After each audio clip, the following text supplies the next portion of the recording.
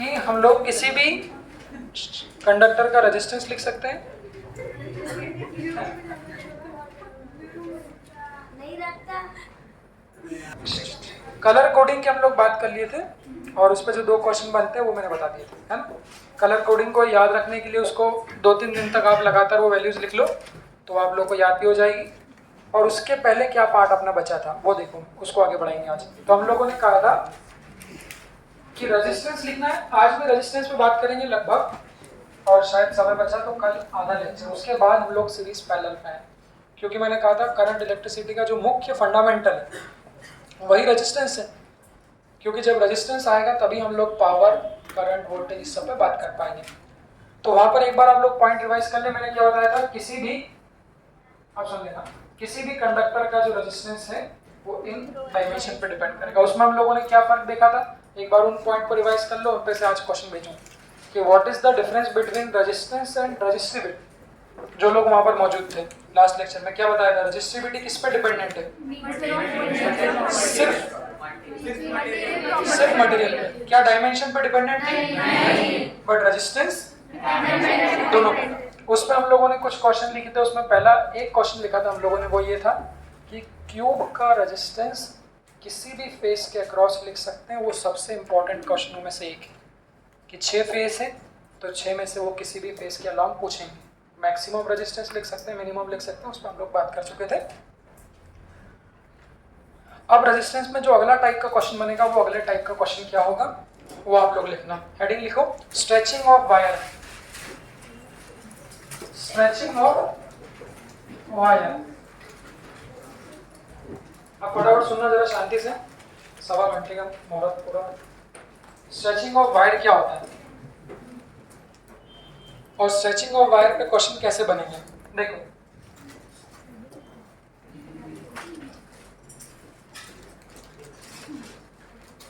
सब लोग पहले समझा रहा हूं, ऊपर अच्छे से देख लेना बेटा, बातें मत करो, सुनो, बातें मत करो भाई।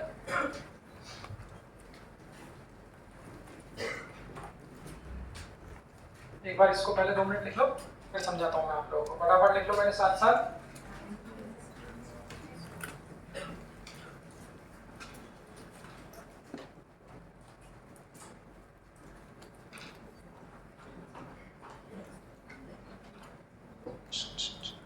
हाथ से लिखो चुपचाप।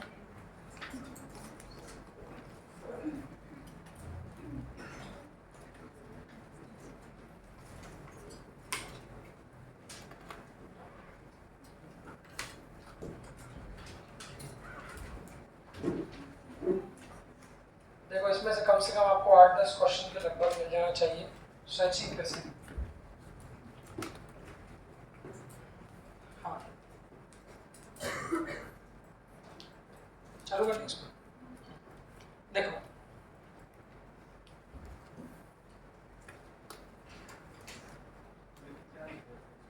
हाँ पहले इसको लिख लो, फिर कॉन्सेप्ट समझाता हूँ, फिर दोनों में हम लोग कंपैरिजन लिख लेंगे। कितना लिख लिया सबने? मोल्डिंग, कास्टिंग, ड्रॉन, और ये volume is equal to constant. Capital भी लिख लेना इसमें, वॉल्यूम। अब क्या फर्क पड़ता है विदाउट स्ट्रेचिंग और स्ट्रेचिंग? क्वेश्चन में आपको क्या पहचानना है बच्चों, देखो। हाँ, अब सब लोग ऊपर देख लो, पहले समझ लो 5 मिनट, उसके बाद लिखना। देखो देखो ऊपर। अब जैसा कि मैंने कहा कि आप लोगों को मैंने एक टास्क दिया, टास्क प्रैक्टिकल है, उसको समझिए। जैसा कि मैंने कहा, जब भी मैं वायर की बात करूंगा तो मेरे लिए वायर मतलब जो घर का नॉर्मल देसी वायर होता है, उसमें से ऊपर का जो प्लास्टिक का हिस्सा है उसको निकाल लो, अंदर का जो कॉपर का हिस्सा है उसको कंसिडर करो। तो अब जब मैं कह रहा हूँ वायर, मतलब मैं इस वायर की बात कर रहा हूँ। अब मैंने आपको एक टास्क दिया, मैंने आपको बोला मुझे इस वायर की लेंथ को डबल करना है। डबल कैसे डबल कर सकते हो? प्रैक्टिकल बात है। अगर मुझे इसकी वायर की लेंथ को डबल करना है तो डबल करने का एक तरीका तो क्या है, ये एक ऐसा वायर है और इसमें एक और उतनी लेंथ का वायर जोड़ दो। क्या बोलते हो? तो हो गई लेंथ डबल। क्या यहाँ पे स्ट्रेचिंग करी? नहीं। फिर क्या किया? ऐड किया। तो सब घटाओ, नॉर्मल एडिशन। कि भाई किसी वायर की लेंथ को डबल करना है तो जितना लंबा वायर है उतनी लंबा वायर और जोड़ दो। तो उन परिस्थितियों में मुझे बताओ कि यहाँ पर कोई स्ट्रेचिंग नहीं करी, पहला केस तो ये हो गया विदाउट स्ट्रेचिंग। दूसरा, अगर मैं कहूँ कि उस वायर की लेंथ को डबल करना है तो तरीका क्या है, इसी वायर को पकड़ोगे और इसी वायर को पकड़ के क्या क्या कर दोगे, खींच दोगे। तो खींच के क्या कर दिया, वहां पर स्ट्रेच करके लेंथ को क्या कर दिया, डबल कर दिया। तो देखने में आप लोग बताएं दोनों केस में क्या फर्क दिख रहा है। पहला बताना, जब बिना खींचे आपने उसकी लेंथ को डबल किया था तो क्या मोटाई चेंज हुई थी? क्यों? जितना मोटा ये वायर है उतना ही मोटा क्या कर दिया, एक और जोड़ दिया। तो लेंथ तो डबल हो गई, मोटाई मतलब रेडियस कैसी है, बट जब बच्चों इसी वायर को हमने क्या किया, स्ट्रेच करके क्या किया, खींचा।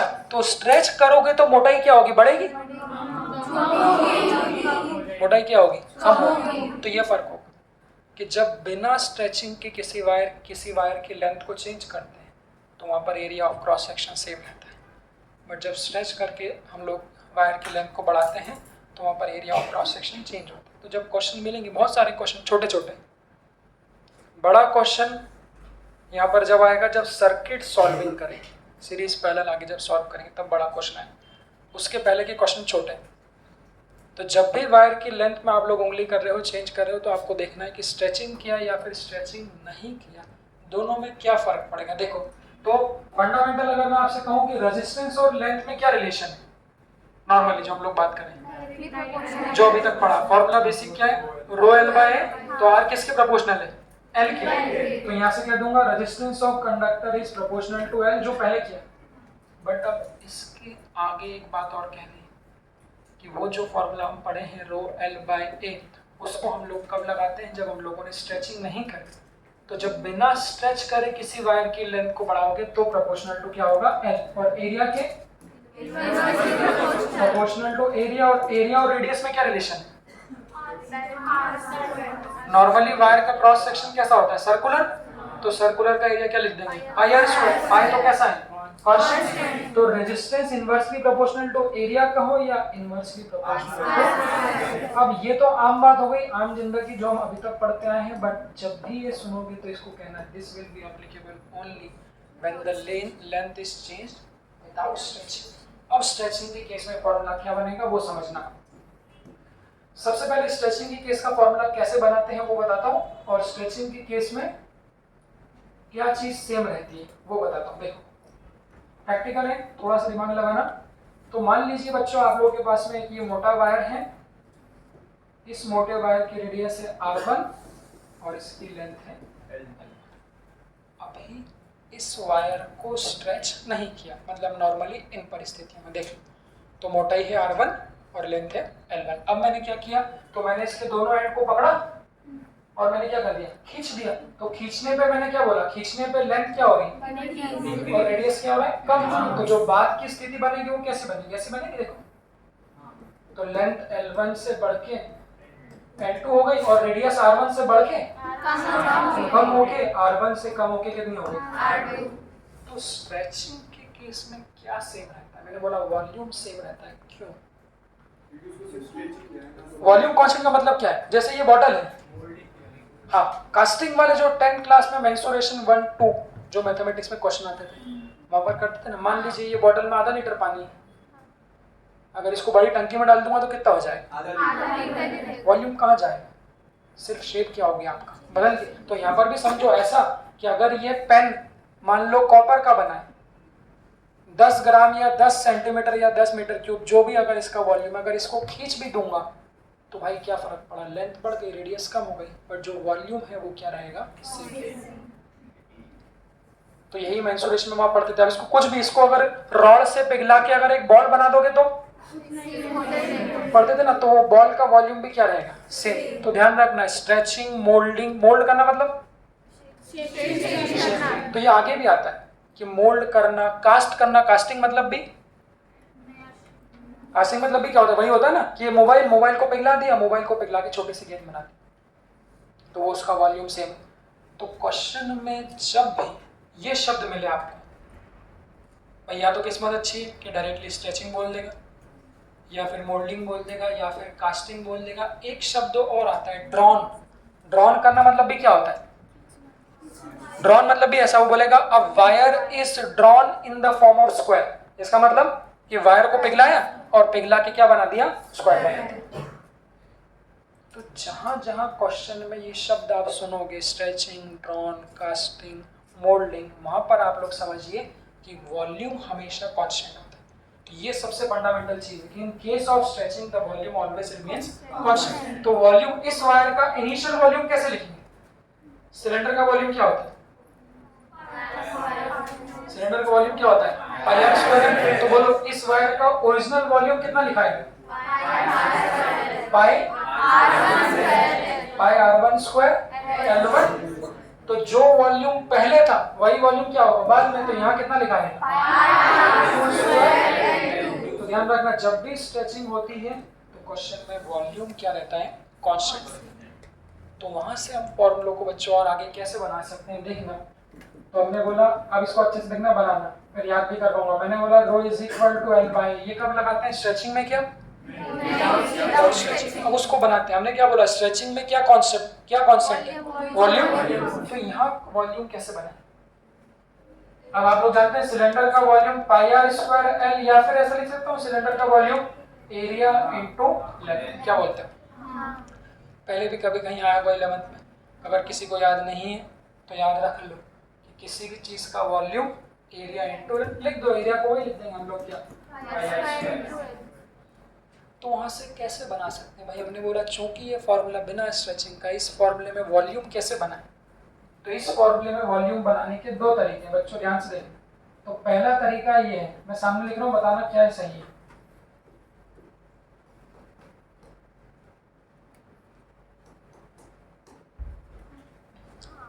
किसका मल्टीप्लाई कर दिया ऊपर नीचे?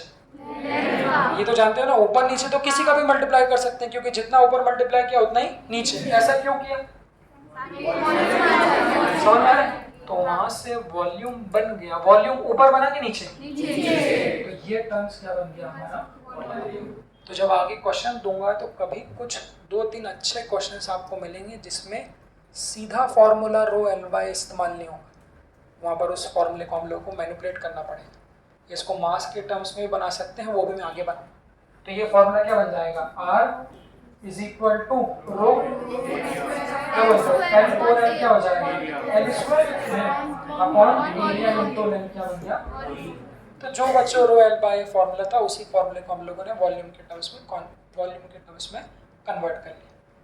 बस अब गोला लगा देते। मैंने क्या बोला? स्ट्रेचिंग के केस में क्या क्या सेम होगा? स्ट्रेचिंग के केस में क्या क्या सेम होगा? वॉल्यूम सेम होगा। अच्छा, क्या मटेरियल बदलेगा क्या? नहीं। किसी वायर को, लोहे का वायर स्ट्रेच कर लूंगा तो वो क्या रहेगा? लोहे का ही रहेगा। तो मैंने क्या बोला? मटेरियल पे। अब यहाँ देखना, ये हाँ यहाँ देखना, ये किस पे डिपेंडेंट है? जितनी बार उसको क्लास में रिवाइज करोगे, मैंने बोला घर में जाके आपको थ्योरी नहीं पढ़नी पड़ेगी कम से कम। तो रेजिस्टिविटी को गोला लगा दिया, क्यों? क्योंकि मटेरियल सेम है। स्ट्रेचिंग है तो वॉल्यूम भी क्या है? सेम। तो यहाँ पर जो रेजिस्टेंस है वो किसके प्रोपोर्शनल हो गया? स्क्वायर के। फर्क है देखो, यहाँ किसके प्रोपोर्शनल था? एल के। तो अब दोनों को साथ साथ कैसे बोलोगे वो भी मैं आगे बताऊंगा। दोनों को साथ साथ कैसे बोलेंगे? दोनों सही है। कोई आपसे बोले क्या रेजिस्टेंस प्रोपोर्शनल टू एल होता है, और कोई आपसे बोले resistance proportional to L square होता है। दोनों में क्या फर्क है? दोनों सही है। तो ना रो एल बाय ए गलत है ना ये गलत है।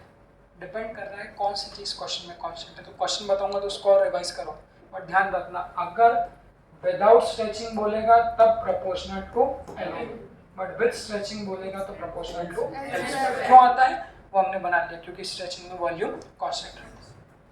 इसी फॉर्मूले को दूसरी तरीके से कैसे बना सकते हैं? देखो ये आम फॉर्मूला विदाउट स्ट्रेचिंग का, मैंने बोला इसमें मुझे वॉल्यूम बनाना है, तो उसको बनाना सीख लो, फिर याद तो रख लेंगे। एक बार हमने ऊपर नीचे किसका मल्टीप्लाई किया था? एल का। और क्या बोलते हो यहाँ किसका कर सकता हूँ? बाकी लोग क्या बोलते हैं? अगर मैं ऊपर भी ए का मल्टीप्लाई कर दूं बेटा, और नीचे भी किसका मल्टीप्लाई कर दूं? ए का। कर सकते ना? तो अब वॉल्यूम कहाँ बनेगा? पहले कहाँ बना था? नीचे।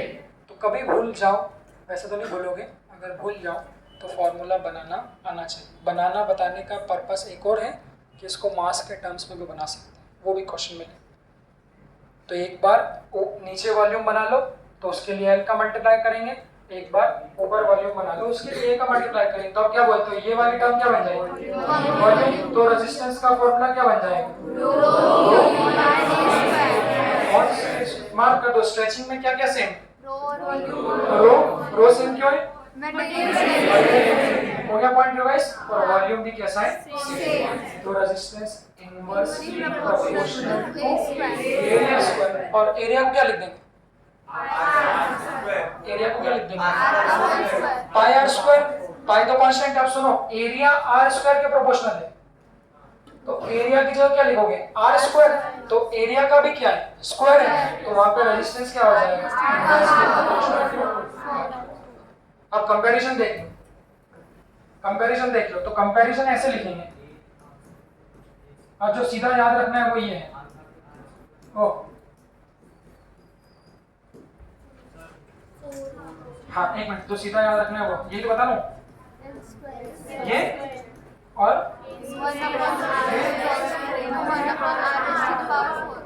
वो तो बनाना सिखा दिया, जो सीधा याद रखना है वो एक को याद रखना बिना स्ट्रेचिंग के proportional to L with stretching के L स्क्वायर, बिना स्ट्रेचिंग के इनवर्सली प्रोपोर्शनल टू है स्ट्रेचिंग के, फिर इसमें एरर वाले फॉर्मूले कौन से बनेंगे उस पर भी हम लोग बात करेंगे, फटाफट इसको पहले लिख लो, इस पे से क्वेश्चन वैसे ही होंगे जैसे हम लोग एक इस पे से ही बन जाएगा क्वेश्चन, इसको याद नहीं रखना समझ लेना इसको, देखो फटाफट, तो उधर वाला जो मैंने लिखा है ना टेबल उसको हाईलाइट कर देना, ये सब शब्द आपको मिलेंगे इसको हाईलाइट कर देना, मोल्डिंग कास्टिंग ड्रॉन आप लोग उसको हाईलाइट कर देना,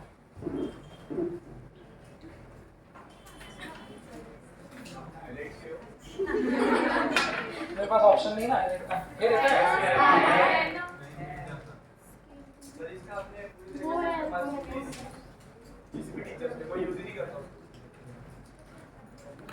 किसी भी चीज को पूरी तरह इस्तेमाल कभी नहीं करना चाहिए, थोड़ा नयापन रहना चाहिए ना जिंदगी में हमेशा,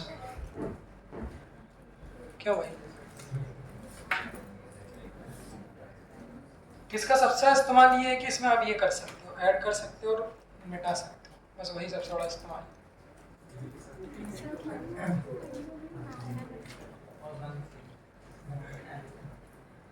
हाँ तो मेरे को लगता है ये सब फालतू देते हैं, इसको ऐसा कर देना चाहिए इन सबके पैसे काट लो 30,000 रुपये कम कर लो या कुछ नहीं देंगे, सिर्फ कलर दे दो हमको और इरेजर दे दो, बाकी क्या चाहिए। वो आंटी यार 100 रुपये मांग रही थी यार, 20 लोग होते यार, क्या बोलते हो इनका तरीका अलग था मांगने का, बोले नहीं हम लोग मांगने वाले नहीं, पैसे नहीं ले, बोले नहीं पैसे नहीं चाहिए,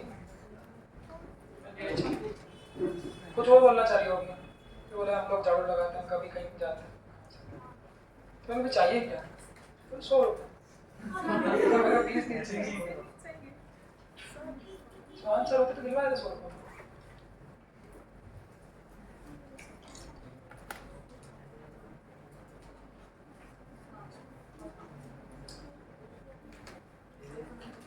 बुजुर्ग लोगों को देना चाहिए हमारे सामने, बुजुर्ग इनको देना चाहिए, ये लिख लो, यहाँ से एक फॉर्मूला बनाऊंगा अभी मास का, दिव्या लिख लिया,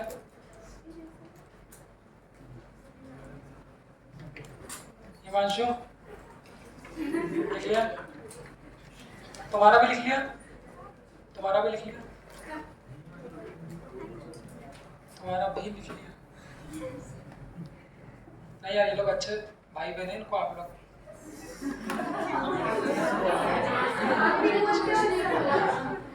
दिव्या उसकी बड़ी बहन है और ये अपनी बहन का होमवर्क भी लिखता है, एक बार मैंने देखा था क्लास में। क्यों बेटा राखी आ रही है सेलिब्रेट करेंगे। देखो भाई मैं अभी 1-2 साल से तो बंद कर दिया क्योंकि ऑफलाइन में थी, पर राखी पे ना सभी लड़कियों को 2-2, 3-3 राखी लानी है। हाँ सब पूरा ऑर्गेनाइज मेरी तरफ से, चॉकलेट वॉकलेट सब मेरी तरफ से रहेगी, और कुछ जो संदिग्ध लोग हैं उन लोगों को हम आपस में राखियां बनवाएंगे। बाकी सब लोग इसके साक्षी गवाह रहेंगे। ठीक है? शुभ को भी बनवाएंगे, चिंता मत करो। आप बेटा लिखिए मिताश्री फटाफट। हाँ, अरे लोग भग जाते थे। मैं पहले कह रहा था राखी के 1-2 दिन पहले से भग जाते थे कि ऐसा नहीं हो कि पकड़ ले क्लास में।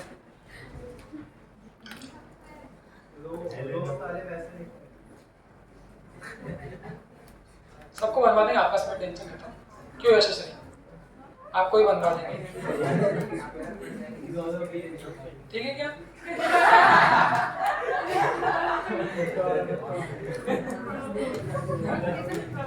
लिख लिया? इतना मिल पाए, फटाफट लिखो।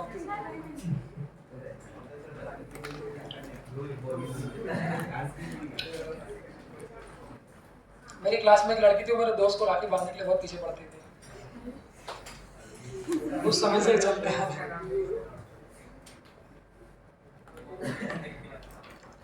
अच्छा, ये कितना इजी तरीका है किसी का पता करना, किसी का चक्कर चल रहा है, ये सबसे आसान तरीका है। तो तुम्हारी बहन है यार, फटाक से उसके चेहरे एकदम से रिएक्शन चेंज हो जाते हैं। तुम तो हो ना सही में भाई बहन।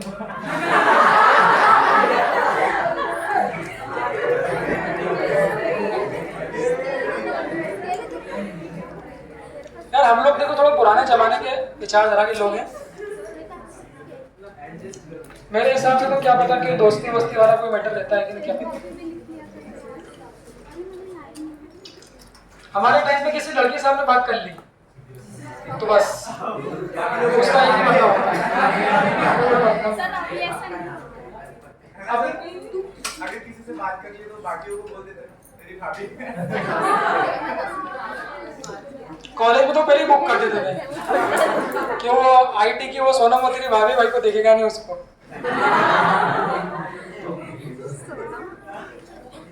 आप देखो आपने किसको बुक किए थे?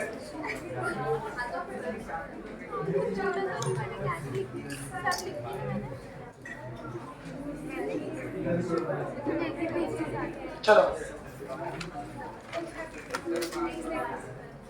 ये क्वेश्चन लिखो बस।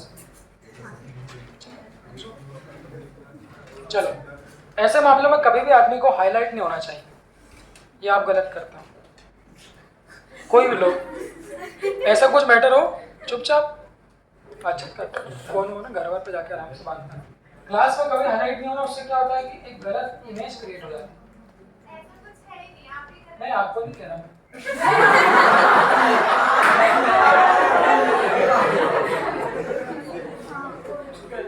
मैं आपको बेटा कभी नहीं, लड़कियों को बोलते नहीं कभी नहीं, तो आप बिना वजह क्यों बोल रहे हो इसमें? किसी को ऋषि को बोल रहा हूँ, एक्साइटेशन करना।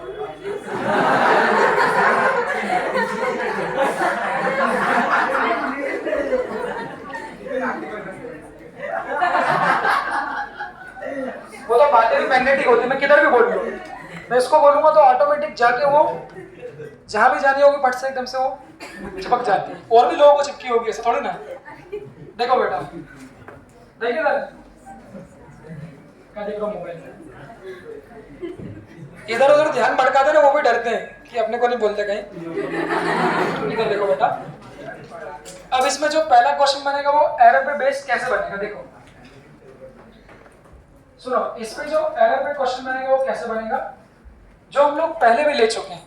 एक बार पुराना रिवाइज करा देता हूँ। वर्क पावर एनर्जी में एक बार ऊपर देखना, काइनेटिक एनर्जी और मोमेंटम पे जो क्वेश्चन बनते थे वही क्वेश्चन सेम टू सेम यहाँ भी बनेंगे, सिर्फ वैल्यू चेंज होगी, ध्यान से देखना। तो वहां पर ऐसा बनता था, काइनेटिक एनर्जी और मोमेंटम में 1-2 क्वेश्चन उसको रिवाइज कर लेते हैं तो वहां भी हो जाएगा। भाई काइनेटिक एनर्जी और मोमेंटम में रिलेशन अगर आप लोग को याद हो तो क्या रिलेशन बनता है? जैसे पुरानी बात करो तो ये E इज इक्वल टू क्या बनता है? E square upon 2m। भाई रिवाइज कर लो, वहां कम से कम 7-8 क्वेश्चन दिखे तो उसको भी रिवाइज कर लो। तो E किसके प्रोपोर्शनल था? P square. अब वहां कौन कौन से क्वेश्चन बताए थे? भाई एक बार कॉन्सेप्ट सीख लो अच्छे से तो बहुत सारी जगह कुछ नया नहीं है। अब तो आप लोग 12th क्लास में पढ़ रहे हो, बहुत सारी चीज़ लेवल की छोटी छोटी बेसिक बातें आई जो लोगों ने मान नहीं किया वो यहाँ कर लो। तो वहाँ कैसे क्वेश्चन बनते थे याद करो, अगर 5% से ज़्यादा होगा तो क्या करते थे?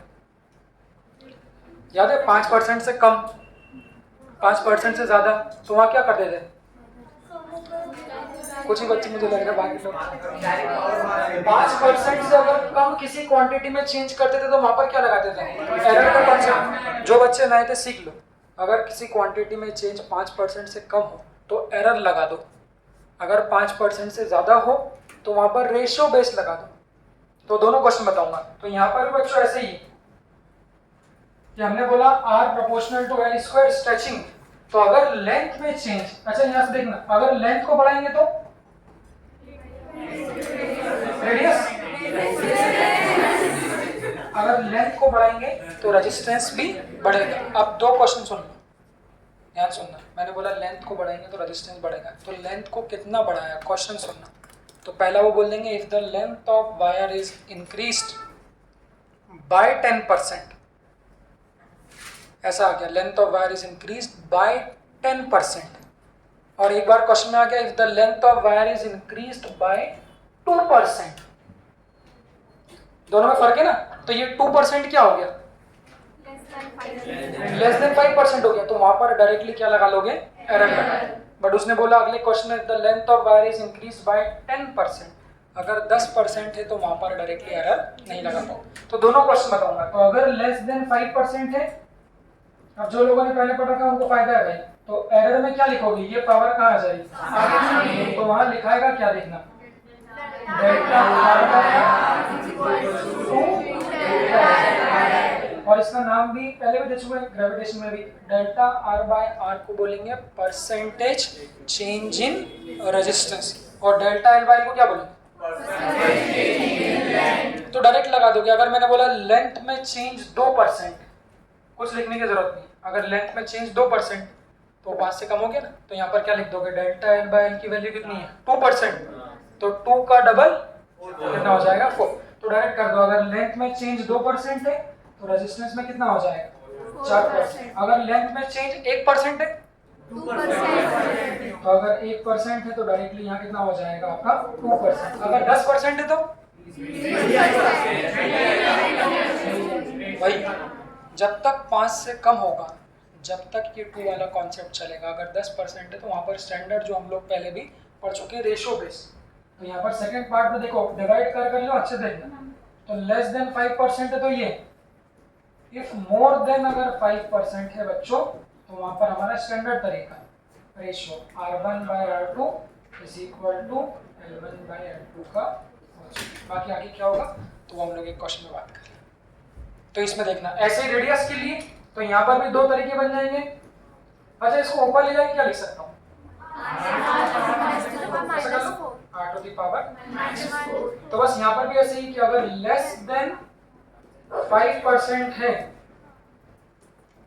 लगा दे रख, तो ये पावर कहाँ आ जाएगी हमारी आगे, तो वो क्या बन जाएगा, delta R by R is equal to -4 अभी अलग स्मॉल आर क्या है, रेडियस में चेंज। तो यहाँ पर भी क्या बोल दोगे बच्चों कि जो भी रेडियस में चेंज है उसका कितना आपका 4 गुना किसमें चेंज हो जाएगा, रेजिस्टेंस में। तो ओरल क्वेश्चन अगर उसने बोला इफ द रेडियस, ध्यान सुनना, if the radius is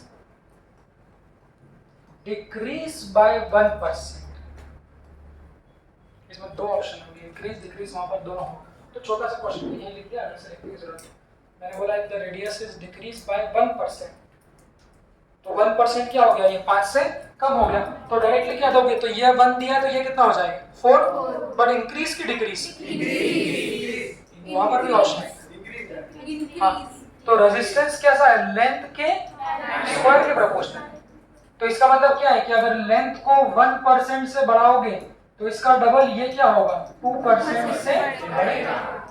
but भाई जो रेजिस्टेंस है वो रेडियस के इनवर्सली प्रोपोर्शनल है, तो अगर रेडियस को आप क्या करोगे, डिक्रीज करोगे, तो रेजिस्टेंस क्या होगा।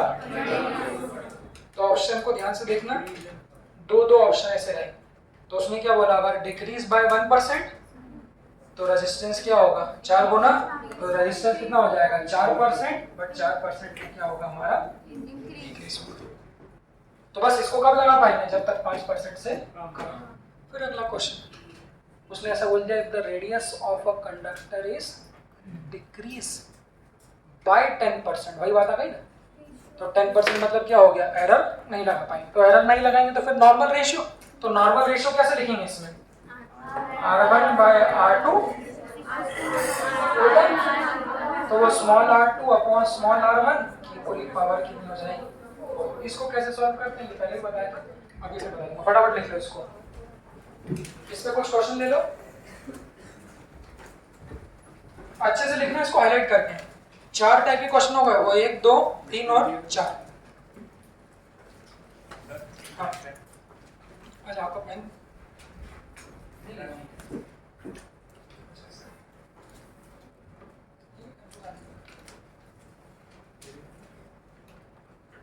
जल्दी देखो फटाफट, जल्दी 1 मिनट में। हाँ अभी मैं देखा कहाँ जाऊँ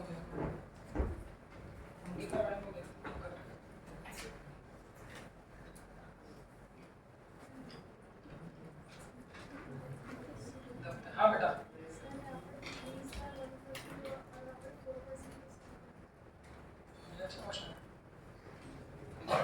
अगर मैंने कहा वालिका radius of the wire is decrease by 1%, तो मतलब रेडियस में चेंज। तो ये जो डेल्टा आर बाय आर, इसको पढ़ते हैं ऐसे 11 बताया था 11, इसको जो हम लोग पढ़ते हैं डेल्टा आर बाय आर मतलब परसेंटेज चेंज इन रेडियस, और इसको delta capital R by R को बोलेंगे परसेंटेज चेंज इन रेजिस्टेंस। तो मैंने क्या बोला, जो भी पावर होगी वो पावर आगे आ जाएगी, तो जितना भी परसेंट रेडियस में चेंज करेंगे उसके आगे कौन मल्टीप्लाई, 4 मल्टीप्लाई ना, उसका 4 गुना चेंज किस में हो जाएगा, रेजिस्टेंस में हो जाएगा। तो मैंने बोला अगर रेडियस में 1% चेंज करेंगे तो उसका 4 गुना कितना, 4% चेंज का हो जाएगा रेजिस्टेंस में। और चूंकि रेडियस को क्या किया है, डिक्रीज किया है इनवर्सली, तो वो क्या हो जाएगा, 4% इंक्रीज। आप लोग भाई जो लोग 11th में नहीं थे उधर से भी कुछ बचना है, 1-2 कभी पॉइंट पुराने यूज आ जाते हैं, तो आप लोग ये ना सोचें कि यार 11th का ही पूरा आना चाहिए, ऐसा कुछ नहीं। 100 में से 95 क्वेश्चन ऐसे होंगे जिसमें 11th का कोई काम नहीं, 1 आध 2 कभी यूज आ जाए, तो मैं बता रहा हूँ आप लोगों के लिए यहाँ पे। चलिए लिख लिया, धनुषी ले ले और मास्क कर, ये क्या लगाते हैं, क्यों लगाते, मतलब क्या करना है, इन लोगों के बाल नहीं है, काजोल ने लगाया था पिक्चर में,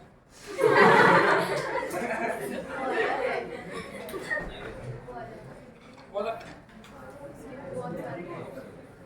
इसकी भी टाइप है, दुनिया में कितने कॉम्प्लिकेशन है, हर जगह कितने कॉम्प्लिकेशन है, इसकी भी टाइप। सही बात है। अगला लिखना, अरे तुम जल्दी लिखा करो फटाफट यार, ये सजाना बजाने का काम मत करो, जल्दी लिखो बेटा, बायोलॉजी नहीं है।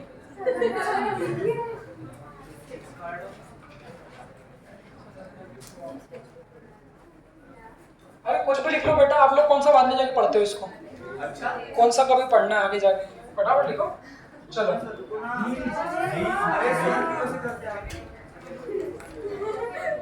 इसलिए मैं लिखाता नहीं था नोट्स, लगता नहीं है। चौहान सर जब लिखाना चालू कर देंगे तब लिखाऊंगा मैं। तुम लोग कभी सर को बोलते हैं सर लिखाओ नोट्स। अच्छा वैसे मैंने देखा सर जो बोर्ड पे लिखते हैं वो लिख भी नहीं सकते आप लोग। कल परसों में बाहर खड़े होकर सोच रहा सर ने एक डायग्राम बनाया था बड़ा विचित्र सा, प्रैक्टिकल डायग्राम था बिल्कुल।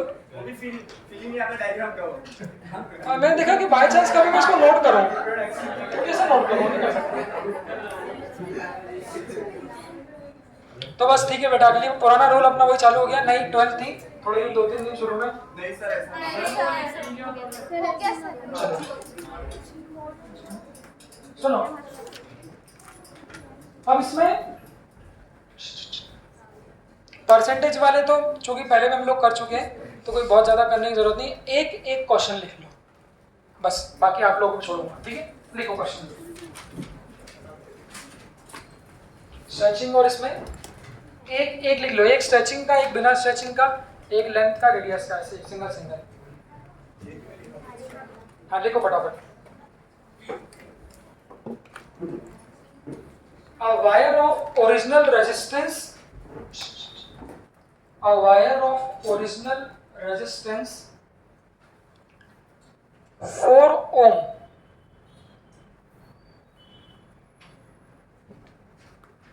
a wire of original resistance 4 ohm। देखो एक ही क्वेश्चन के दो भाग लिखा हूं तब कंपेयर करना। A wire of original resistance 4 ohm is cut into two equal parts। Wire of original resistance 4 ohm is cut into two equal parts। Find the resistance of each part। पहला question, find the resistance of each part। ठीक है, फटाफट लिखना, find the resistance of each part. इसी में second question लिखना। Question number 1 था ये, ऐसे ही। Question number 2, a wire of original resistance 4 ohm, a wire of original resistance 4 ohm is made twofold, is made twofold, दो फोल्ड दे दिए, twofold। Then find the new resistance of wire, find the new resistance of wire। ठीक है, चलिए question third लिखना। सब type के एक एक बता देता हूँ, बाकी आप करना प्रैक्टिस। थर्ड क्वेश्चन लिखना,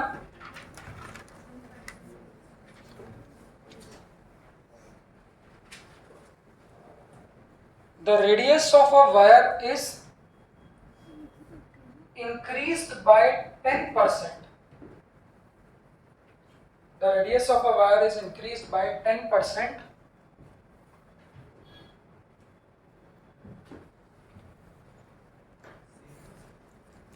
on stretching। Radius of wire is increased by 10% on stretching। Then find the percentage change in resistance।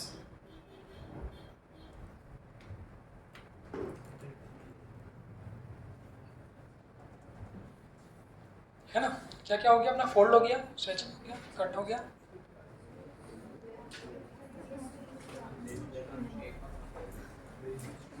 हाँ चौथा लिख लेना,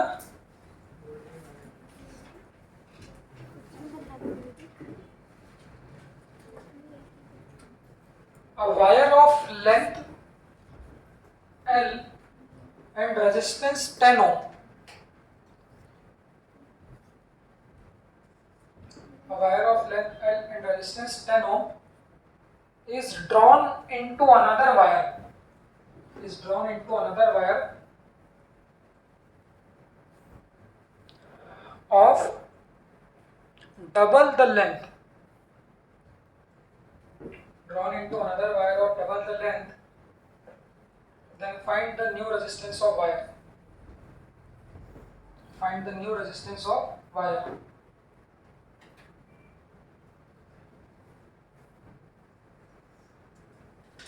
हाँ चौथा को, पांचवा क्वेश्चन लिखना, पांचवा फटाफट, छोटे छोटे क्वेश्चन, इसमें कुछ नहीं। पांचवा लिखो, length of a wire is increased, the length of a wire is increased by 300%। The length of wire is increased by 300% on stretching, on stretching 300%। The length of wire is increased by 300% on stretching। Then find the percentage change in resistance।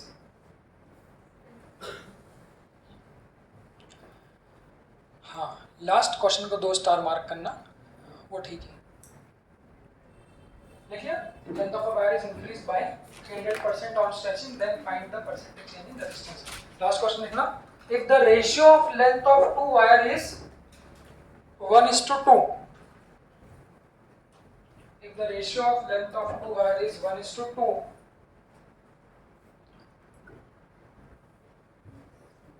and the ratio of mass of two wire is, if the ratio of length of two wire is 1:2, अच्छा एक काम करो 3 वाला ratio low, 1:2:3, the ratio of क्या लिखा है, the ratio of length of 3 wires, ratio of length of 3 wires is 1:2:3 and the ratio of mass of these wire is, ratio of mass of this wire is 2:4:6. अब देखो पहला question ऐसा है, पर मुझे लगता है हमारे सिलेबस का 11-12 में 3 का रेशियो दिया, ratio of mass of 3 wires is 2:4:6. Then find the ratio of their resistance. Find the ratio of their resistance if these wire is made up of same material. If this wire is made up of same material. अब तो बच्चों ये 6 question के अलावा आप लोगों को और कोई क्वेश्चन नहीं मिलेगा जो रेजिस्टेंस और स्ट्रेचिंग वाले केस पे बनाओ, इनके अलावा कोई क्वेश्चन नहीं मिलेगा। और तो एक बार सब लोग लाइन बाय लाइन चालू कर दीजिए, जिन लोगों को आता है वो लोग सॉल्व कर लें, 2 मिनट का समय ले लो फटाफट, और जिन लोगों को नहीं आता 11 का वो मैं बताऊंगा।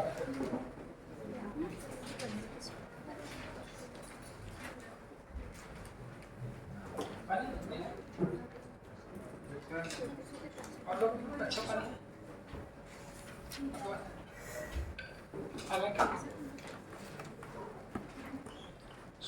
सोनो भैया को बोलते हैं पानी।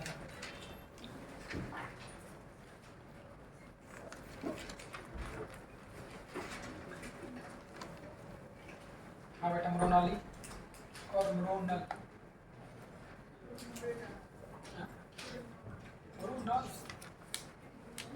तुम पंजाबी हो?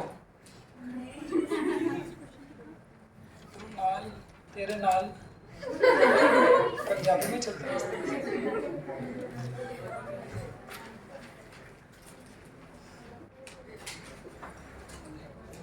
आज तुम लोग सब अलग अलग बैठे यार, दिव्या अलग बैठी, ये अलग बैठी, ये अलग बैठी है। अच्छा आजकल तुम लोगों ने इनकी जगह पे कब्जा कर लिया ना? कैसे थे वैसे? पहले से आगे बढ़ जाते हो तो आपकी केमिस्ट्री क्लास यही थी? अच्छा रंजीत सर ने पहले छोड़ दिया होगा, तुम आगे गेट खोला यहाँ के। तो चौहान सर ने एक नियम बनाया था ना, 2 बेंच वाला, वो किया था खत्म, 11वीं के संग खत्म। अच्छा हालांकि किसी की जगह भाई परमानेंट थोड़ी ना, जो जहाँ बैठा उसे। चलो इसमें क्वेश्चन को रोमांचक बनाने के लिए वो लोग ट्विस्ट भी करते हैं। एक क्रैश कोर्स वाला लाया था, वो क्वेश्चन मेरे को ठीक लगा तो मैंने आप लोगों को वो लिखाया भी सही। सबसे पहले आप लोग सब लोग पहला वाला पढ़ो, दूसरा वाले को मैं बताऊंगा, ट्विस्ट कर दूंगा उसको। पहला वाला पढ़ो। अब आप लोगों को क्या पढ़ना है सुनो, सारे क्वेश्चन सॉल्व करने के पहले ये और आप 2 मिनट अपने हिसाब से कर लो, फिर सब ऊपर देखना एक साथ, सब लोग और कर लो जो कर लो।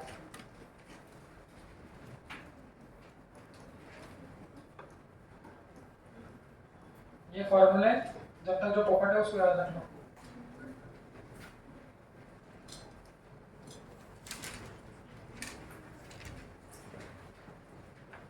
बार बार कंपेयर करो ताकि अपने को दिमाग में बैठ जाए कि कौन से को कब इस्तेमाल करना है।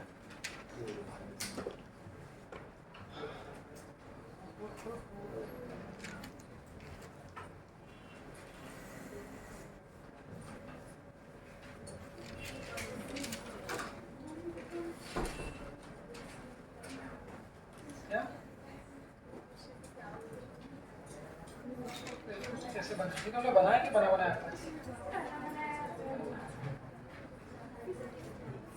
इसको ट्विस्ट कर देंगे अपन, देखो क्वेश्चन में वायर लो, उसको ट्विस्ट कर देंगे। अच्छा बना दूंगा तुम्हारे स्क्रिप्ट पे। चलो सब लोगों ने पहला वाला किया। अब आप लोग सब लोग ये सारे क्वेश्चन को पढ़ के पहली जो आपको इम्पोर्टेंट चीज समझनी है बच्चों, बस वही है कि स्ट्रेचिंग की है या फिर नहीं है। हाँ अच्छा हाँ सब लोग सबसे पहला वाला बोलो, उसने क्या बोला है? अच्छा कंपैरिजन क्या था? अब ऊपर देख लो एक मिनट, आप लोगों के लिए बहुत सारे क्वेश्चन रहेंगे। विदाउट स्ट्रेचिंग में एरिया कैसा रहता है? ओ बच्चों ऊपर देखो, जब स्ट्रेच नहीं करते तो जो मोटाई रहती है वो मोटाई कैसी रहती है? उसको याद कैसे रखोगे? बिना स्ट्रेचिंग में क्या होता है? एक पेन और इसी में क्या कर दिया, एक पेन को जोड़ दिया। देखो कहीं मैंने बोला ना, कई बार शब्द ऐसे रहेंगे कि वो जो मैंने 4 लिखा है ड्रॉन नॉन, उसमें से कोई सा भी वो यूज नहीं करेगा। एक क्वेश्चन बोला है वो ट्विस्टेड बोल दे, तो वो कैसे पहचानोगे कि स्ट्रेचिंग है कि नहीं? तो उसका मूल मंत्र यही है कि बिना स्ट्रेचिंग करे अगर वायर में उंगली करोगे तो मोटाई सेम रहेगी, बट स्ट्रेचिंग करके करोगे तो मोटाई बदलेगी।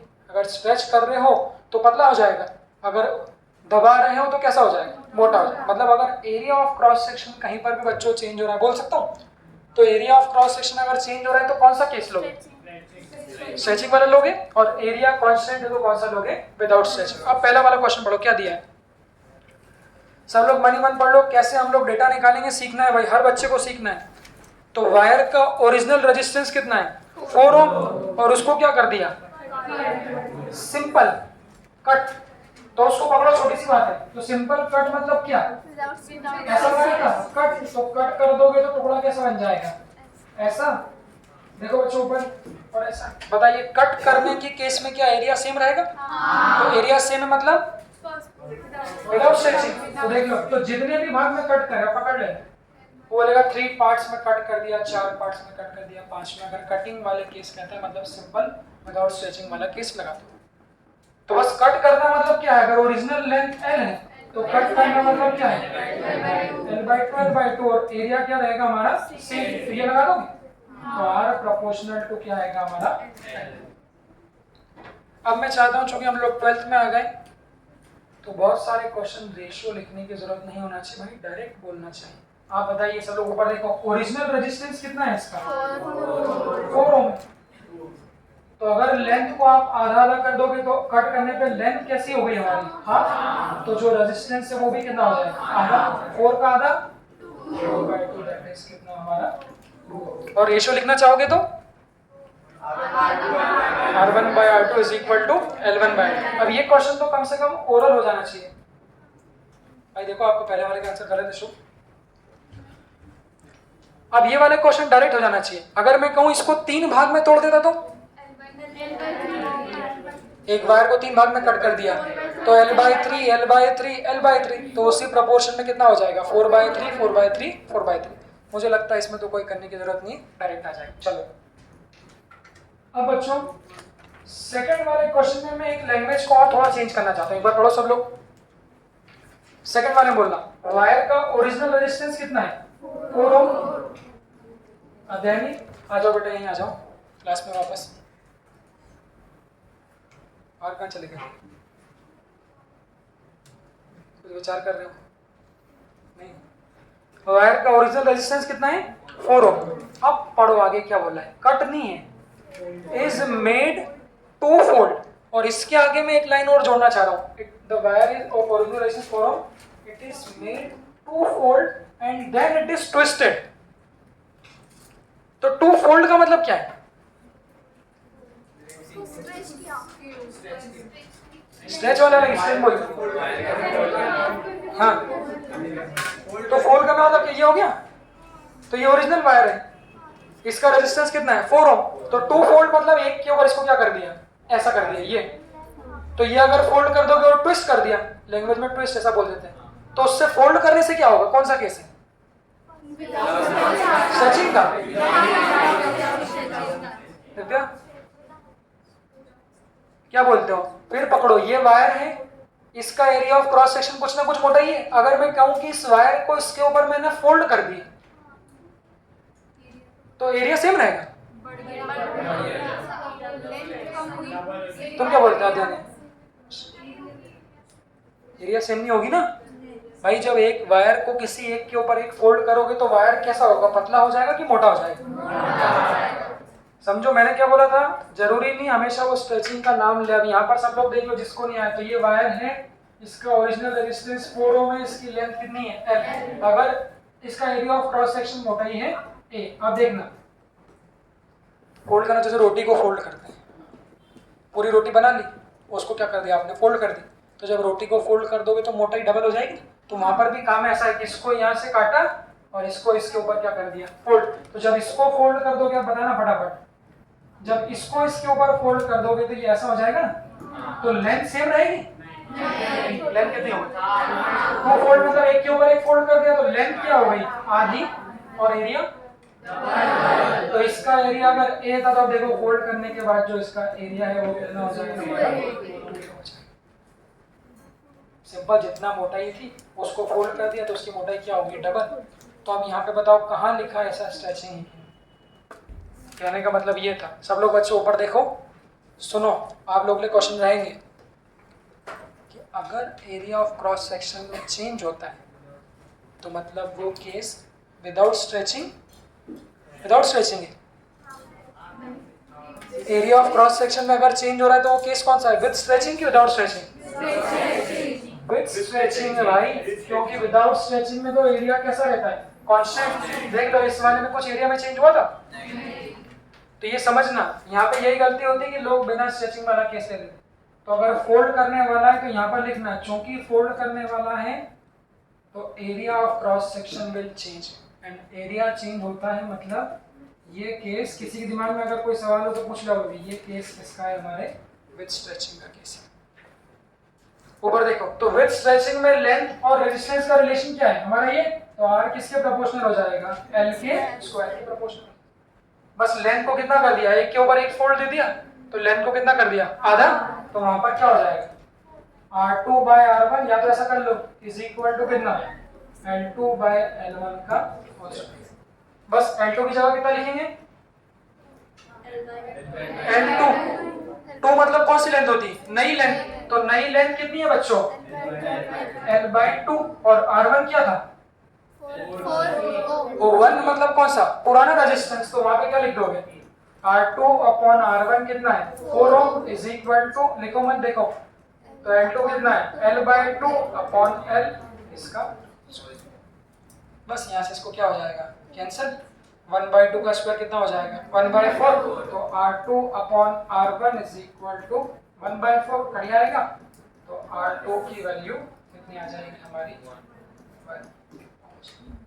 अब इसमें एक क्वेश्चन हम लोग ओरल पे ले लेंगे, वो भी सुन लो। देखो मत, आप लोग लिख रहे हो, मैं लिखना बंद करवा दूंगा बेटा। मैं अगर बोल रहा हूँ किसी का पेन नहीं चलना चाहिए, सुनो ध्यान से। अभी तो हम लोगों ने ये कितने फोल्ड लिए, इस वायर पे क्या कर दिया, एक और 2 फोल्ड ले ली।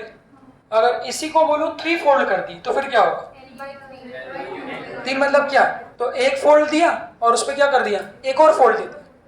तो अब जो लेंथ है वो कितनी हो जाएगी, तो 3 फोल्ड देना मतलब, एक मैंने बता दिया, तो 3 फोल्ड देना मतलब ऐसा कर लो, तो यहाँ से इसको ऐसा कर दो और यहाँ से इसको ऐसा कर दो। तो अब जो लेंथ है वो कितनी हो जाएगी, L/3, और मोटाई 3। तो यहाँ पर क्रॉस सेक्शन कितना हो जाएगा, 3। तो क्रॉस सेक्शन चेंज हुआ मतलब स्ट्रेचिंग का केस है। तो R किसके प्रोपोर्शनल हो जाएगा, L। तो रेशो क्या बन जाएगा, अच्छा डायरेक्टली बिना लेके कर सकते हैं, डायरेक्टली कर सकते हो। लेंथ को कितना कर दिया, 1/3, तो L का स्क्वायर कितना है, भाई ये तरीका मुझे लगता है डायरेक्ट आना चाहिए। अगर लेंथ को 1/3 कर दोगे तो 1/3 का क्या है, स्क्वायर।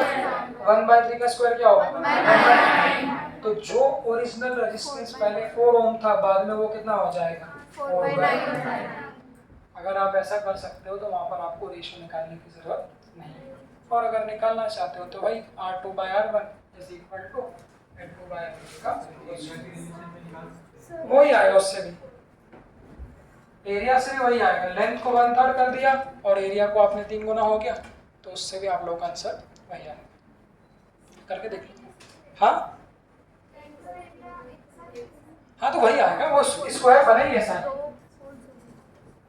ये कर दोगे ना तो यहाँ से भी वही आएगा। लेंथ कितनी हो गई, 1/3, और एरिया कितना हो गया, 3, तो भी कितना आएगा ये। तो इसलिए मैंने एक स्टैंडर्ड फॉर्मूला बना दिया, क्या कि अगर एरिया चेंज हो रहा है तो वहाँ पर स्ट्रेचिंग वाला केस ले लो, अगर एरिया चेंज नहीं हो रहा तो वहाँ पर नॉर्मल वाला केस ले लो। इसमें कोई डाउट है किसी को, थर्ड वाला पढ़ो, थर्ड वाला फटाफट पढ़ना। थर्ड वाले में क्या है, the radius of a wire is increased bye 10%। अब तो यहाँ डायरेक्टली बोल दिया, कैसे इंक्रीज किया, स्ट्रेचिंग। चलो रिवाइज करो, तो स्ट्रेचिंग में रेजिस्टेंस और रेडियस में ऊपर देखो, ऊपर देखो, रेजिस्टेंस क्या होगा? Inversely proportional to R square. ये कब होता? जितनी बार फॉर्मूला यहाँ रिवाइज करोगे घर जाके रिवाइज नहीं करना पड़ेगा। Inversely proportional to radius to the power 4। अब मुझे बताओ एरर लगाएंगे? तो ये क्वेश्चन पहले भी हम लोग जो कर चुके थे मोमेंटम, एरर क्यों नहीं लगा रहे? 5% लगा रहे। तो अब इसको ऐसे लिखो, R2 by R1 ऊपर देखो is equal to R1 by R2 की पावर 4। अब बोलो तो जो नई रेडियस है वो कितनी बढ़ी? 10% से। हिमांशु बताओ, नई मतलब R2 कितने लिखाएगी हिमांशु? R2 10/100 plus R1। क्या बोलते हो? जो नई रेडियस है वो कितनी लिखाएगी? 10% से बढ़ा दिया। R1 1 मतलब रेशो समझो, 1 मतलब पहले, 2 मतलब बाद में। तो क्वेश्चन बैठो तो 2 जो है वो कितनी है? R1 में कितना बढ़ा दिया? बैठो 10% मतलब कितना? 10/100 किसका? R1 का। तो R2 is equal to R1 plus कितना? 0.1 किसका? R2 कितना हो जाएगा? अब मैं चाहता हूँ भाई ये हर बच्चे को कम से कम आ जाए, क्योंकि कितनी जगह इस्तेमाल हुआ, WP में हुआ, यहाँ हुआ, इलेक्ट्रोस्टैटिक में होगा, मॉडर्न फिजिक्स में होगा, मैग्नेटिज्म में होगा। तो ये जो चार फॉर्मूले हम लोग ऐसे देख रहे हैं ये बहुत सारी जगह इस्तेमाल होते हैं। तो अब आप क्यों बिना वजह आपके दिमाग पे अलग बोझ बढ़ा रहे हो? एक बार सॉल्व करना सीख लो। जो लोगों ने WP में किया हो वो लोग पा रहे हैं, कुछ नया नहीं। अब जो लोगों ने वहाँ नहीं किया अभी भी सीख लो। मॉडर्न बचा है, मैग्नेटिज्म बचा है, इलेक्ट्रोस्टैटिक बचा है, हमारे सब आएंगे फिर से। तो एक बार ये परसेंटेज और उसका कैलकुलेशन सीखो। तो एक मैंने बता दिया, अभी मैंने कहा रेडियस 10% बढ़ाई, अब इसमें कुछ चेंज कर दो। ओरल अगर मैं कहता कि radius of wire is decreased bye 50%, तो क्या लिखते हैं? डिक्रीज्ड मतलब ओरिजिनल R1 में से क्या माइनस करें? कितना माइनस करें? 50%। तो भले ही मैंने क्वेश्चन ही पूछा तो R2 कितना लिखते हैं? R1 minus. अब जो लोग कन्वर्ट नहीं करते 50% मतलब 50/100 किसका? R1 का। तो वो कितना हो जाता है? 0.5 टाइम्स ऑफ। तो कुछ भी दे 50%, 100%, 200%, 300%, बताइए ये सबको समझ में ही कहानी। तो अगर एरर नहीं है तो बस वही एक सिंपल मेहनत यूनिवर्सल पूरे सिलेबस में 11-12 में वही रहती है। तो एक बार सीख लो अच्छे से। बस इसके बाद तो R2 की वैल्यू मिल गई। इस R2 की वैल्यू को यहाँ पटक देते हैं।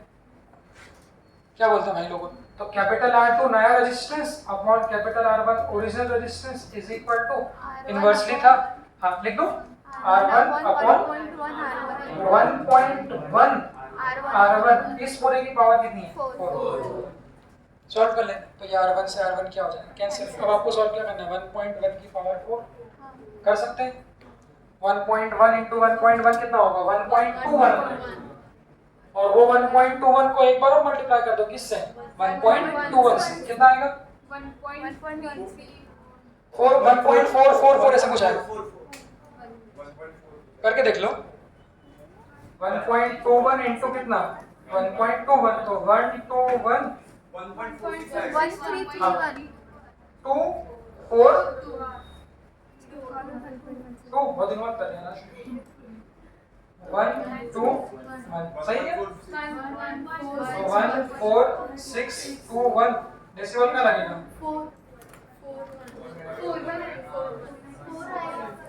1 का है। ठीक है 1.46 आ रहा है क्या? अप्रॉक्सीमेट ले लो 1.46 देख लो। तो वहां पे क्या लिखोगे अब बच्चों? देखो तो यहाँ पे क्या लिखोगे? R2 by R1 is equal to कितना? 1 अपॉन कितना? 1.46। सही है। तो ये क्या मिल गया? न्यू रेजिस्टेंस इसको मल्टीप्लाई कर दो is equal to R1 upon 1.46। But अभी आंसर नहीं आया। आंसर क्या निकालना है? Percentage change in resistance. तो ये तो आपने क्या निकाला? 46% आएगा। हाँ 46 46 आएगा डिनोमिनेटर में, ठीक है। तो ये तो हमने क्या निकाला? R2 नया रेजिस्टेंस, बस परसेंटेज चेंज क्या होगा? R2 minus R1 upon R1 into कितना हो जाएगा? बस वैल्यू रख दे। तो वैल्यू कितनी आ जाएगी R2 की? R1 upon 1.46 minus R1 upon R1 into कितना? कितना रहेगा? R1 से R1 क्या हो जाएगा? कैंसिल, एलसीएम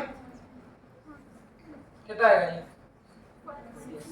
सॉल्व कर लोगे ना। 1 अपॉन 1.46 माइनस कितना? 1 अपॉन 1 इनटू कितना? 100। इसको सॉल्व करोगे तो कितना आएगा? 1.46 में से 1 माइनस करोगे तो कितना आएगा? 0.46। तो minus 0.46 into 100 that is equal to कितना? 46%। माइनस क्या बता रहे हैं? माइनस क्या बता रहे? रेडियस को क्या किया था? बढ़ाया था कि कम किया था? रेडियस को क्या किया था? बढ़ाया था। कितने परसेंट बढ़ाया था? 10%। तो रेडियस को अगर बढ़ाओगे, देखो बच्चों, तो जो रेजिस्टेंस है वो क्या हो जाएगा? अच्छा, एरर से सॉल्व करते तो कितना आता है? नहीं बोल दो, गलती क्या होगी? 10% बढ़ा के 40% अगर एरर से सॉल्व करते तो एरर में क्या बताया था? डेल्टा R बाय R कितना होता है? 4 times of delta small r। ये होता है। तो एरर से अगर आप सॉल्व करते तो क्या करते हैं? अगर इसको 10% चेंज करते हैं तो 10 का 4 गुना। अगर एरर से सॉल्व करते हैं इसको तो वो कितना आता है हमारा? 40%। तो आपको ऑप्शन में हो सकता है कि 40% भी मिले और आपको हो सकता है ऑप्शन में 46% भी मिले। इसीलिए ध्यान रखना बात कि एरर को कब लगाएंगे? अगर 5% से ऊपर है तो आंसर भले ही दिया हो वो क्या होगा? गलत। तो 40% की बजाय हमारा 46%। एक बार इसको देख लो अच्छे से। अब ये आप पूरा अभी भी नहीं सीखे हो। पूरा आप कब सीखोगे? जब खुद मन से आप कम से कम 2-3 वैल्यूज लेके सॉल्व करो, तब आप सही मायनों में सीखोगे। जैसे मैंने क्वेश्चन बना दिया मन से। अगर मैंने कहा कि the radius is decreased bye 50%, तो वो क्वेश्चन आप खुद मन से बनाओ। अगर उसका आंसर लाओगे तो इसका मतलब काम हो गया। इसमें कोई डाउट है?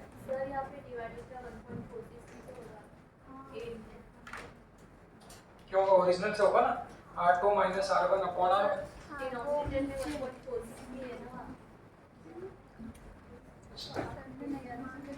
हाँ सही बात है, मैं सोच ही रहा था।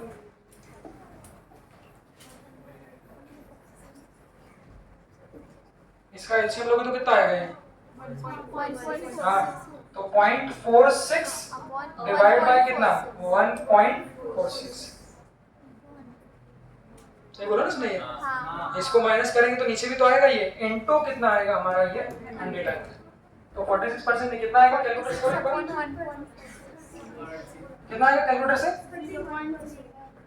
है ना 0.46 अपॉन 31। हाँ, so that is equal to 31%। ठीक बोला इसमें। क्यों बच्चे सो रहे हो तुम लोग?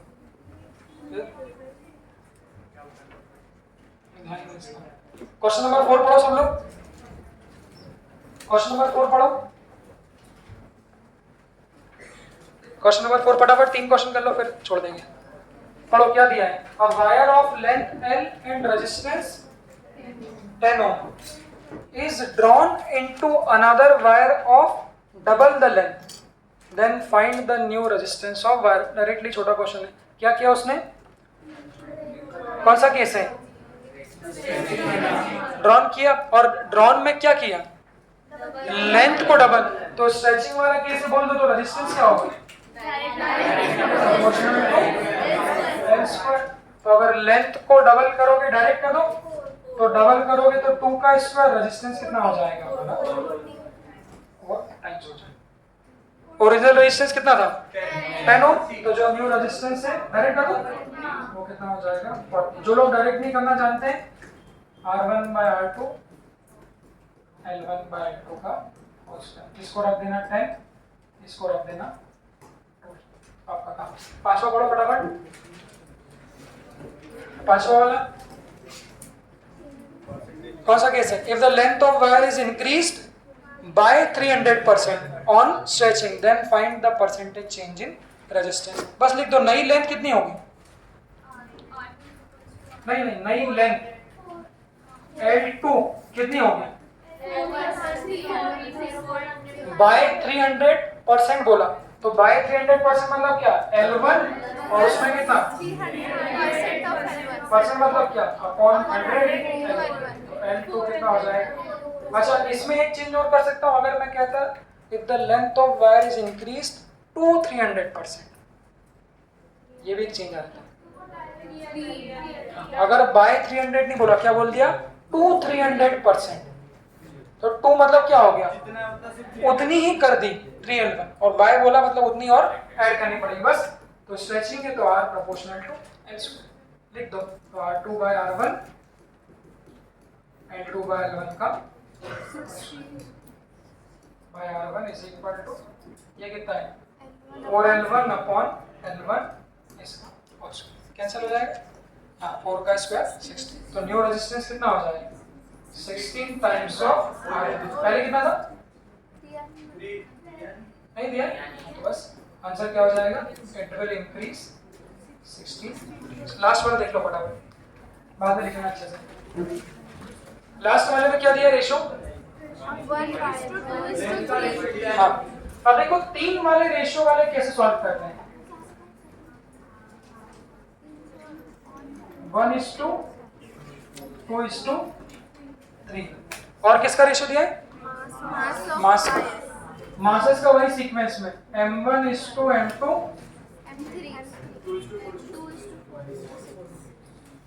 अब सबसे पहले देखो आप लोग खुद सोचें, और किसका रेशो बताना है, रेजिस्टेंस का, हाँ सिंपल रेशो कर सकते हैं। आपको किसका रेशो बताना है, R1 R2 और R3। सबसे पहले सुनो, 3 वाले रेशो निकालने की वैसे कोई जरूरत नहीं है, अगर दिया भी हो तो आप लोग तो शुरू का 2 ही निकाल लो, उससे ही अपना काम है। दूसरी बात, मैंने क्यों स्ट्रेचिंग का फॉर्मूला बनाना सिखाया, वो तो हम लोग डायरेक्टली भी याद कर सकते हैं, तो वहाँ से आप कोई इधर उधर के सारे फॉर्मूले बना सकते हो। रीजन भाई हमारे पास रेजिस्टेंस निकालना है। अब देखो एक बार लास्ट बात, रेजिस्टेंस का फॉर्मूला शुरू कैसे कर रहे हैं, 12 से, इसी को हम सब बना सकते हैं, जो भी आपको बनाना है। रिवाइज कर लेते हैं, इसको वॉल्यूम कैसे बनाया, 2 तरीके थे, या तो ऊपर नीचे L का मल्टीप्लाई कर दो, या ऊपर नीचे A का मल्टीप्लाई। क्वेश्चन में हमको क्या दिया, लेंथ दिया है और क्या दिया है, मास। यहाँ एरिया नहीं दिया है, तो एरिया को हटा देते हैं। एरिया को हटाने के लिए तरीका पहला वाला, ऊपर भी L का मल्टीप्लाई करते हैं और नीचे भी L का मल्टीप्लाई, तो क्या बन जाएगा, रो L स्क्वायर अपॉन, बस लिख देंगे। हाँ मास एक ही चीज में आता है, volume mass, density is equal to volume, mass upon volume, तो वॉल्यूम इज इक्वल टू क्या, मास अपॉन, हाँ तो यहाँ लिख दो, हटा दो, तो वॉल्यूम की जगह लिखोगे ना मास अपॉन डेंसिटी, बस इसको पटक दो, ये कहाँ चले जाएगा ऊपर। तो रेजिस्टेंस का फॉर्मूला देख लो, आप लोगों ने बना लिया मास के टर्म्स में, तो ये ऊपर चले जाएगा, कितना हो जाएगा, rho density L square upon mass. देख लो क्या क्या सेम, उसने क्या बोला, if they both are made up of, फिर रिवाइज करो, तो ये किस पे डिपेंड करता है, मटेरियल पे, ये भी मटेरियल डेंसिटी है, तो मटेरियल और स्पेसिफिक रेजिस्टेंस भी, बस तो ये दोनों हट गए, तो आर क्या हो जाएगा, प्रोपोर्शनल टू। तो ये आप लोगों को रेस में भी मिलेगा, एलन की हर बुक में एक क्वेश्चन ही मात्र मास वाला आपका मिलता है, तो उसके बाद आप लोग रेशियो लिख सकते हो। तो मैंने बोला 3 में नहीं लिखना हो तो आप डायरेक्टली 2 में लिख दो, 2 में भी काम आ जाएगा। तो रेजिस्टेंस का रेशियो क्या बनेगा, लास्ट में फटाफट ऊपर देखो सब लोग, L स्क्वायर के प्रोपोर्शनल तो क्या बनेगा, क्या बनेगा L1 by L2 का क्या स्क्वायर। अच्छा ये तो सब लोग जानते हो, प्रोपोर्शनल होता है तो 1/2 आएगा, तो यहाँ पे भी 1/2, और इनवर्सली प्रोपोर्शनल टू क्या है, मास,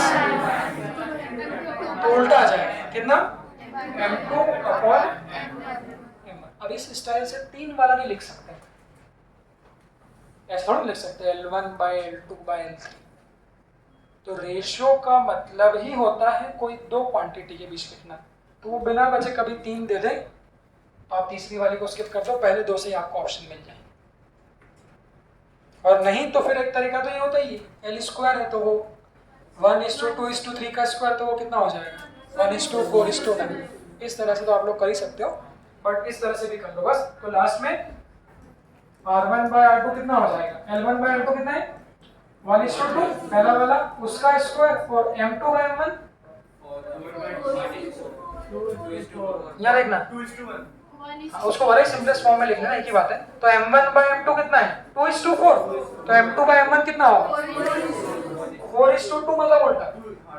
ऐसा लिख लो पहले, काट देंगे बाद में ताकि किसी के मन में कोई डाउट नहीं। तो R1/R2 का रेशियो क्या मिल जाएगा 1/4 into कितना 2 मिल जाएगा। तो R1/R2 बराबर 1/, देख लीजिए इसको एक बार ये लिख लो, पूरे 6 क्वेश्चन को देख लो, फिर इन पे मैं प्रैक्टिस दूंगा, फिर आप लोग करके लाना, उसके डाउट हम लोग लेंगे। देख लो ये 6 टाइप में आप लोगों को किसी में कोई डाउट हो तो पूछ लो भाई। हाँ डाउट, हाँ अभी पूछ लेना, डाउट का जो भी है वो अभी पूछ लेना भाई, आधा घंटा। ये लो, इसमें किसी को कुछ डाउट हो तो पूछ लो। कल हम चालू करेंगे रेजिस्टेंस का टेम्परेचर के साथ डिपेंडेंस, ओम्स लॉ के कुछ ग्राफ। नहीं आज भेजूंगा। कल का काम क्या है, रोटेशनल मोशन। टॉपिक आप लोगों का रहेगा कल का डेली टेस्ट, टॉर्क और एंगुलर मोमेंटम, उसको आप लोग सब पढ़ के आना। टॉर्क एंगुलर मोमेंटम उसके कुछ क्वेश्चन भेज दूंगा, और ये वाला रेजिस्टेंस के क्वेश्चन, ठीक है। नहीं आज सिर्फ मोमेंट ऑफ इनर्शिया का डेली टेस्ट, कल टॉर्क और एंगुलर मोमेंटम का रहेगा, परसों रोलिंग मोशन वाले पार्ट। चलिए भाई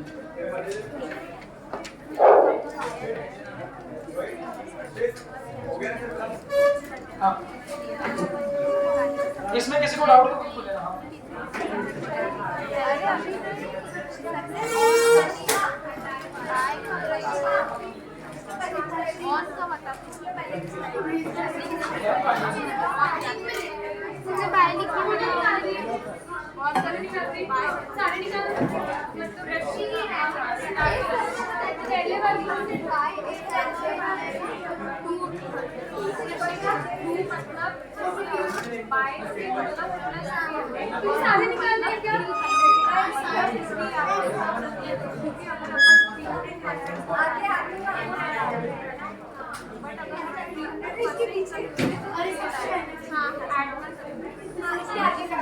मोबाइल देना।